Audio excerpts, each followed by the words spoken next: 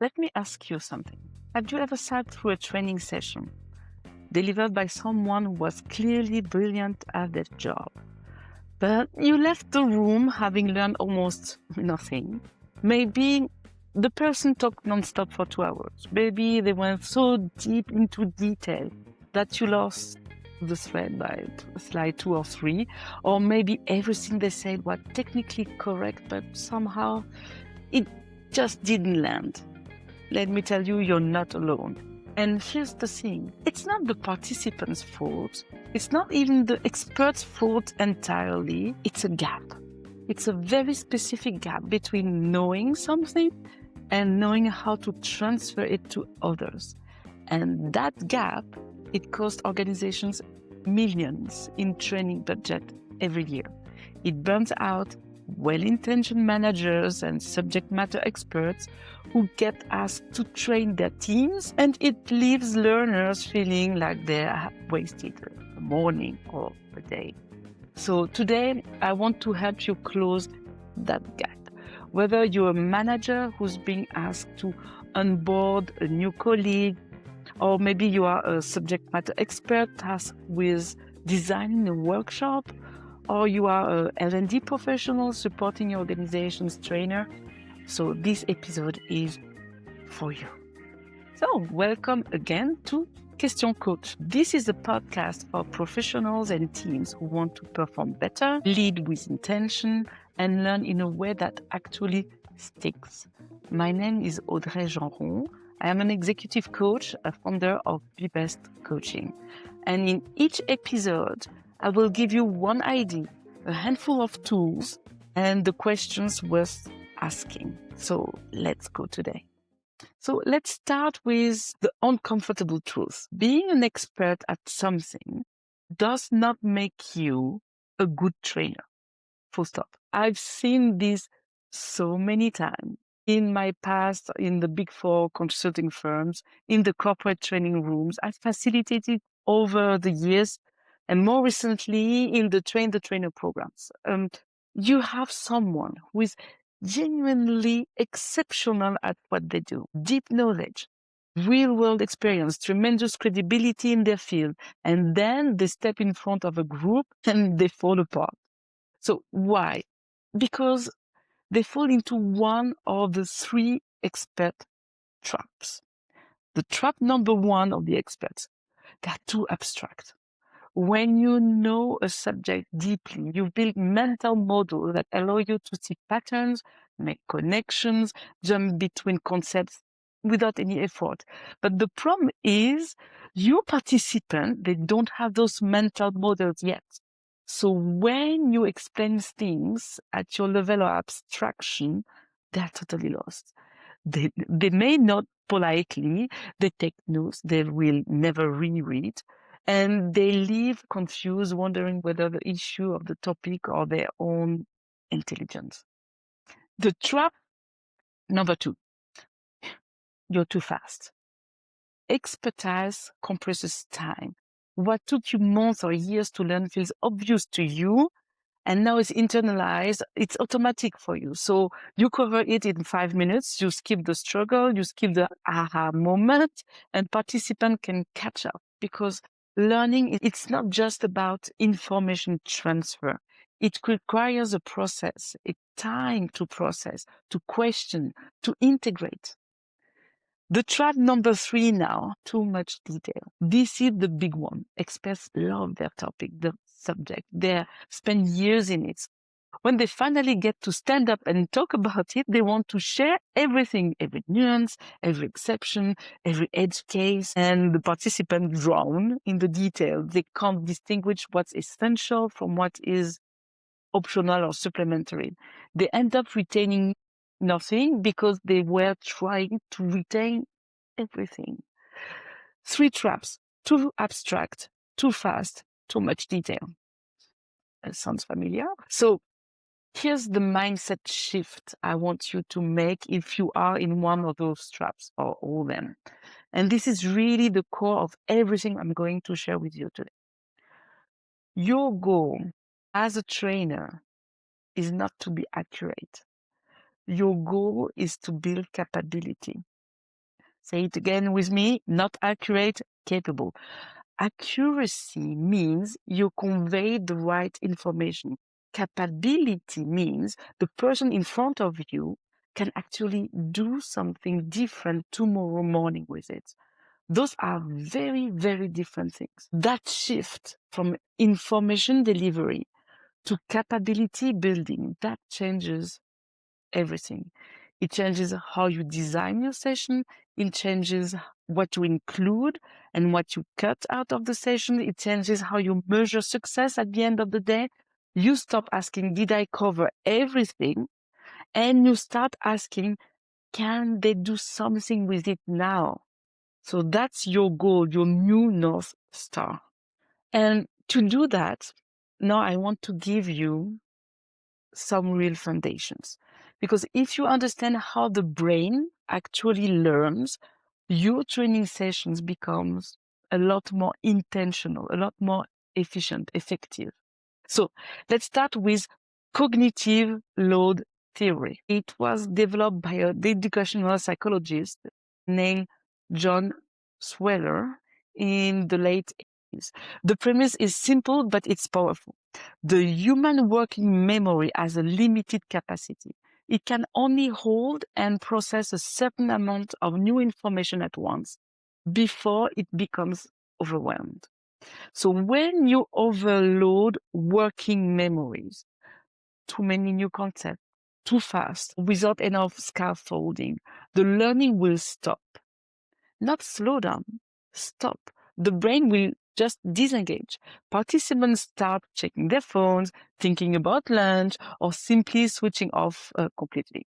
So the practical implication for tracing design is less is always more. One concept at a time. Space to process, regular retrieval through questions, not 50 slides of theory, 3 key ideas, well practiced, anchored with example is better. Here's a question I want you to ask yourself every single time you design a training module. If participants live with only one thing, what should it be? That's your anchor. Everything else is context. Useful context, but context. Now, alongside Sweller, there's another model that has been foundational in L&D for decades, David Kolb's Experiential Learning Cycle. It was published in 1984. Kolb argued that learning isn't a one-way street from teacher to learner. It's a cycle in 4 stages. 4 stages matter. First one, the concrete experience. You do something, you're placed in a situation. Second, reflective observation. You step back, you think about what happened. Third, abstract conceptualization. You build or refine a mental model to explain it. And fourth, active experimentation. You try again, apply what you just learned. But here's the issue. Most trainers only operate in stage 3. They explain, they lecture, they explain models, they present frameworks, but without stages 1, 2, and 4, the learning won't stick. It evaporates the moment participants walk out the door. So great trainers activate the whole learning cycle. They start with an experience, simulation, a case, a challenging question, a provocation sometimes. So they create space for reflection through pair discussion or 2-minute written prompt. They introduce the model briefly, clearly, but anchored to the experience. And then they create conditions for experimentation, for practice, and for application. And this is where my 6-step training design framework comes in. I use this with every client, and it bridges theory and practice beautifully. You want to know what it is? So I give it to you. Step 1, who is your audience? Not the job title, but their prior knowledge, their motivation to be in the room, their biggest pain point. And yes, maybe their likely resistance. Step 2, what are your learning outcomes and key messages? What should participants know do, and feel differently by the end. 2, 3 outcomes maximum. Now a question for you. When you did your last training with 15 objectives, how did the participant walk out the door? All 15? Never. 2 or 3. Deeply practice, and that's what moves the needle. So my step 3 is, what's your learning sequence? Think progressive complexity. Start where your participants are, and not where you are, but build upon their knowledge. Step 4, what activity will you use? Not presentations, but activities, things that people will actually do. Step 5, how will they practice? This is where the real learning happens. And if your session doesn't have practice built in it, it's not really training. It's much more a presentation. Step number 6, how will you give and receive feedback? Feedback is not a nice to have. According to both EMCC and ICF standard on facilitation and coaching, feedback is the mechanism by which learning consolidates and the behavior changes. 6 steps: audience, outcomes, sequence, activities, practice, feedback. That's your design checklist. Okay, so you've committed to activities over lectures. Great. Now what? What does a good learning activity actually look like in practice? Here's a formula I use with my train the trainer clients. I call it the activity architecture. 4 dimensions. Tasks. What exactly are participants being asked to do? 2, constraints. What are the limitations in place? Time, available tools, information. 3, the output. What will they produce or demonstrate at the end? And 4, always feedback. Who provided, in what form, and when? The debriefing. When you define your activity along those 4 dimensions, it stops being vague and starts being functional. And it forces you to think about what you're actually measuring, which brings you right back to capability and not coverage. Let me give you 6 reusable activity formats that work virtually for any training, regardless of your subject matter. I use these constantly, and every one of them can be adapted to your context in under 30 minutes. Format number 1, replication. Give participants a worked example, a solved problem, a completed document, a demonstrated process, and then ask them to replicate it on a new case. Classic from technical skills, process training, framework. This is simple, but this is powerful. It activates both understanding and muscle memory. Format number 2, debugging. Show participants a flawed version of something, a report with errors, a conversation that went off the rails, a project plan with gaps, and ask them to identify and fix what's wrong. This format forces analytical thinking and applies knowledge in a realistic, messy context. A third format, the case challenge. Present a real or realistic scenario and ask participants to make a decision, choose a course of action, or produce a recommendation. This forces application of learning to a novel situation, exactly the kind of transfer you want to see back in the workplace. Format number 4, teach back. I love that one. Ask participants to explain a concept to a partner or to the group in their own words, without notes. This is one of the most powerful learning techniques we have. Research from cognitive science, and there is solid backing for this one. The act of teaching something dramatically deepens retention, and it will reveal gaps you even didn't know you had. Format number 5, constraints challenge. Ask participants to complete a task under a constraint that requires them to prioritize. Explain this concept in 60 seconds. Solve this problem with only 2 to the 5 resources normally available. Constraints force creative thinking, accelerate decision-making under pressure, and they will reveal genuine understanding versus just the surface knowledge. And format number 6, individual reflection. Ask participants to write down their personal application. Given what I've just learned, one thing I will do differently this week is don't underestimate this one. It takes 3 minutes, it costs nothing, and it dramatically increases transfer to the workplace. Because learning that doesn't get translated into an intention rarely survives the commute home at the end of the day. So my recommendation in your next session, include at least 2 of these 6 formats. One early on to activate prior knowledge and get people engaged. One at the end to consolidate and create the real transfer. So that's it. You don't need to reinvent your whole session. You just need to replace 2 of your explanations with 2 of these activities. No, I want to talk about something that doesn't get enough airtime in the trainer programs. What happens when the room is not really cooperating?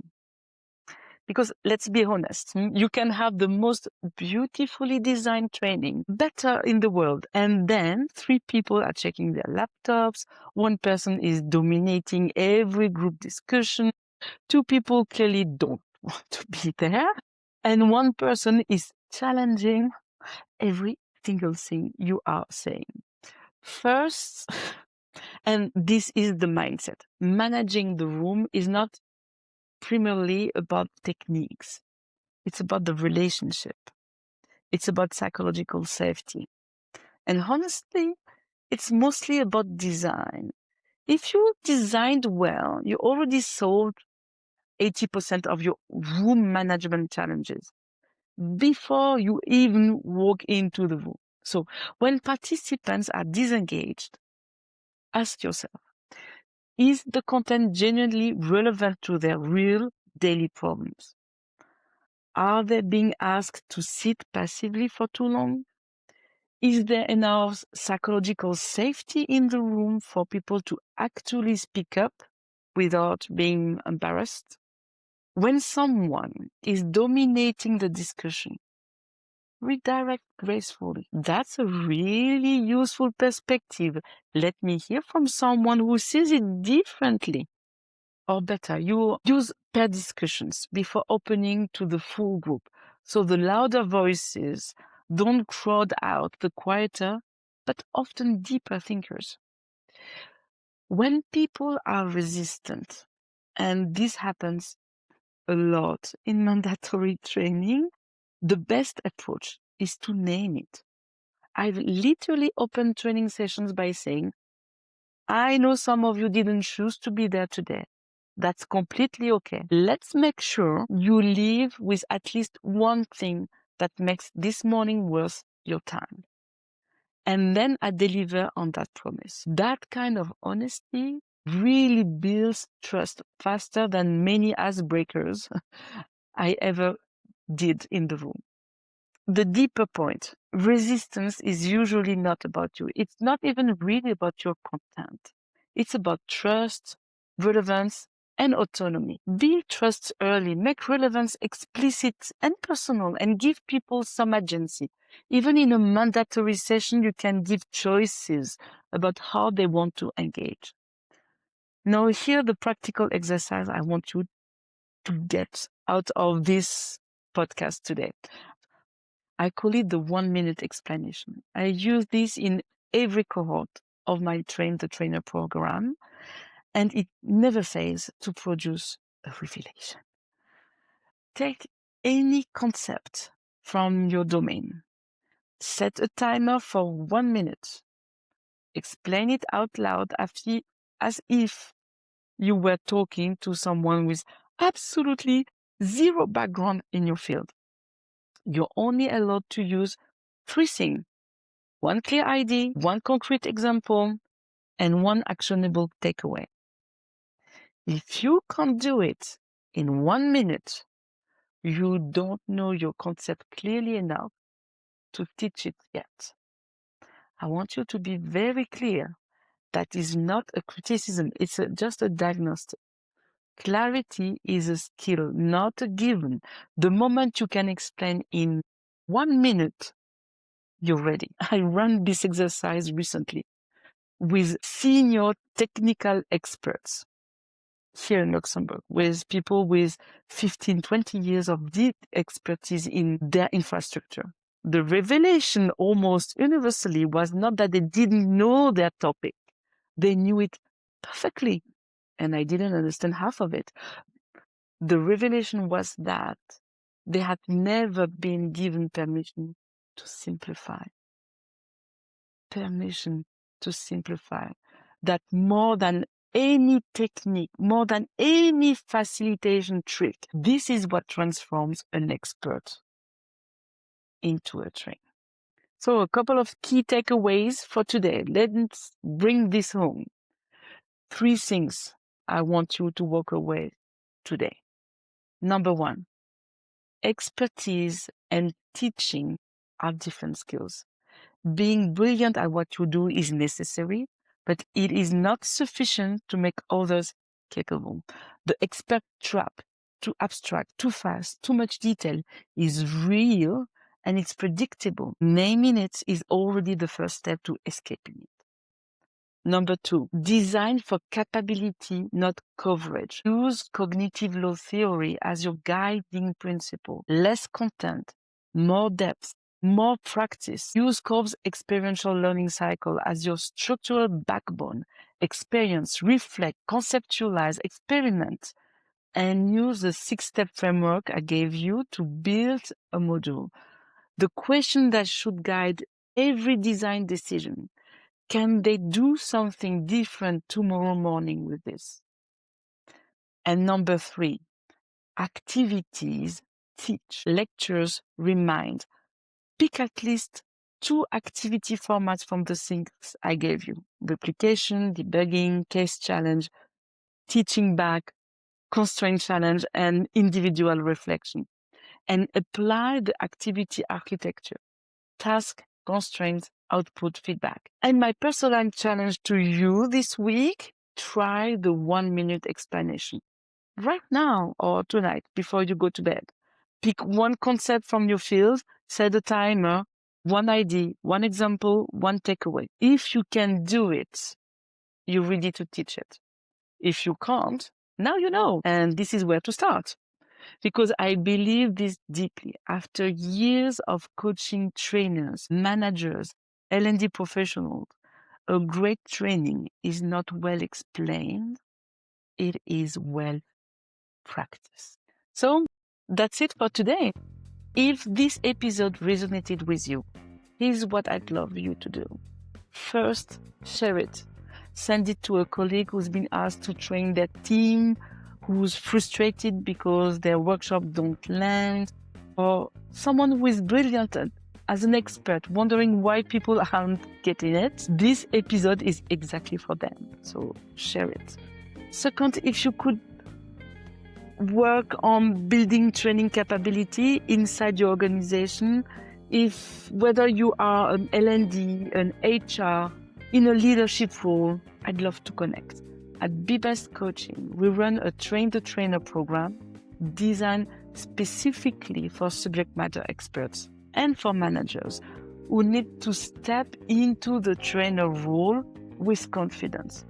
It's practical, it's grounded in research, it's built around your real context. You can reach out through bebestcoaching.com or find me directly on LinkedIn. And third, if you haven't already done it, follow, subscribe to Question Coach, whether you listen to podcasts or you are on this YouTube channel, a new episode every week. And if you're watching this on YouTube, hit the like button somewhere here leave me a comment. I want you to, and leave me a comment. I want to know, which of the 3 expert traps do you recognize most? Too abstract, too fast, too much detail? I read every single message, so don't hesitate. And thank you so much for being here. Take good care of yourself, and I'll see you in the next episode next week. Bye-bye.